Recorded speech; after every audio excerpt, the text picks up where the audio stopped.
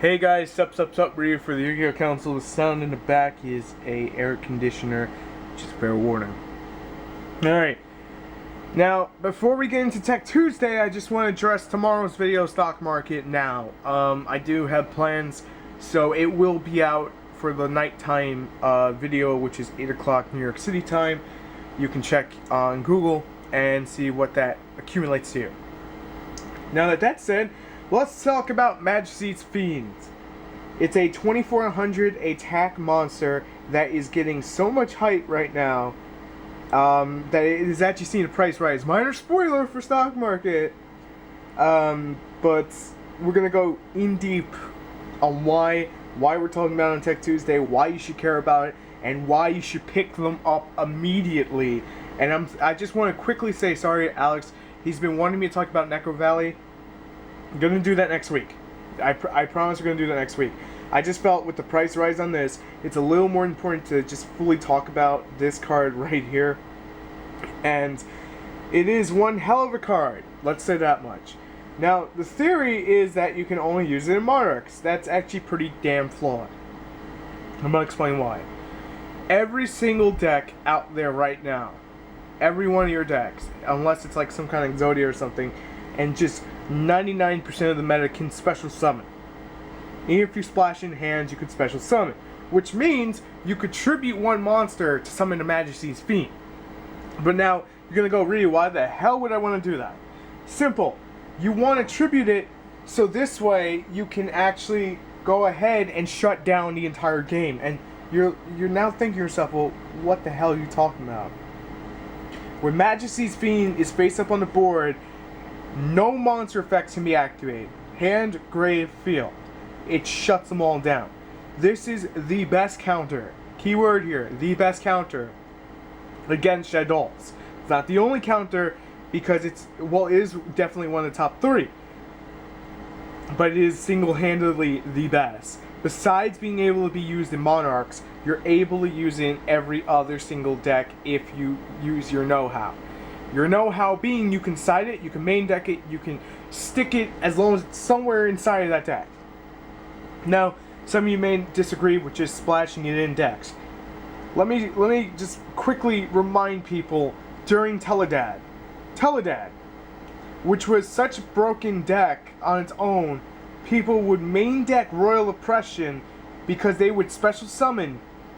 And this is what I was saying on Coffee Time. I didn't agree with Royal Oppression ever coming back.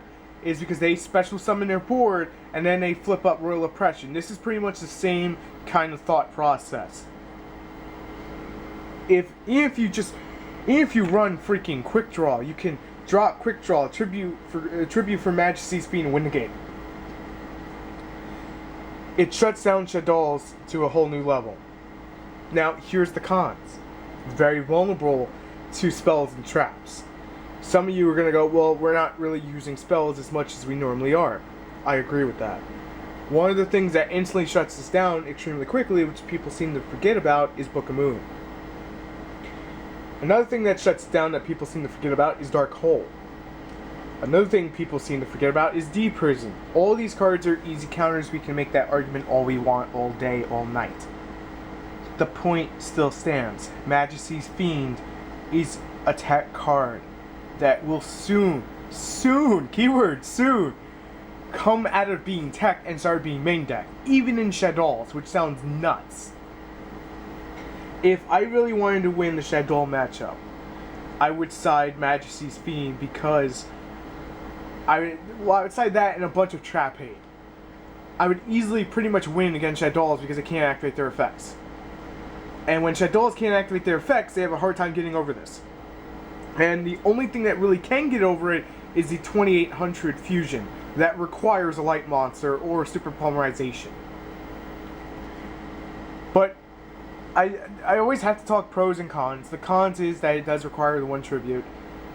The cons is that, well, not really a con if you discard it to the graveyard and special summon it back. I think that would be good, wouldn't it? It's very vulnerable to trap back hate and spell hate that most of you are not running anymore, aka Book of Moons or Dark Holes.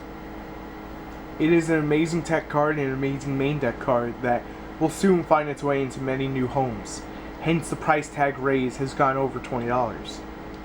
Is it overexposed? No. Is it overpriced? No. Not yet. Does Ryu really think it's going to go up even higher? I really do. It is one of the key counters to every single deck everyone's playing right now. It's horrible against Trap Trick's artifact hands. It's horrible against it because they have all that trap, all the traps, man, all the traps.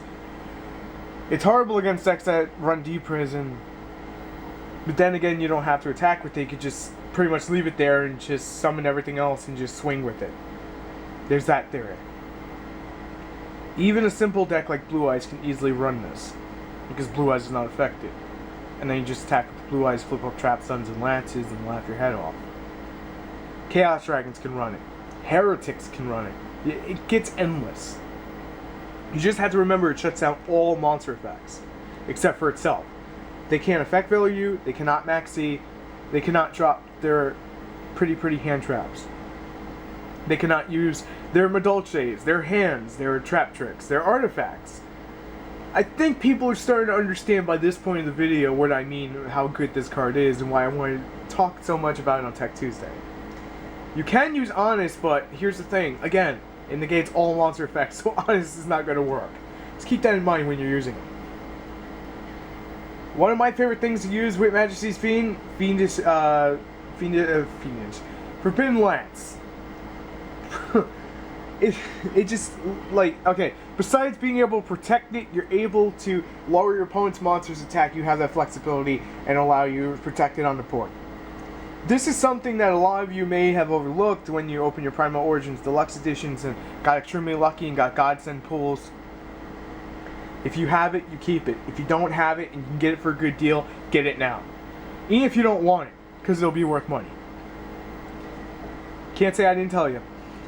Anyway, if you guys enjoyed the video, I'm going to end it here, sorry. If you enjoyed the video, make sure to hit the like, comment, and subscribe buttons. We'll comment on it.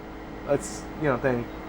But in the comments, let me know what you think about this card and what you want to see on Tech Tuesday, any ideas that you have for tech ideas, and we may use them, and then you get credit for it. Yay! And finally, hopefully a lot of you are awaiting stock market. If you don't know what stock market is, just head to the council's page, and it's in the video player so people can get a better understanding of everything we do. And I hope you guys are enjoying all the different videos we're putting out and not getting bored of one thing or another, because we're trying to make it very enjoyable for everyone. So if you guys enjoyed the video, you know what to do, and I'll catch you next one. I'm Ryu for the TheYugiohCouncil. If you really enjoyed this tech video, then please share it to your Facebooks. And with that, I'm out of here. Until next time, peace.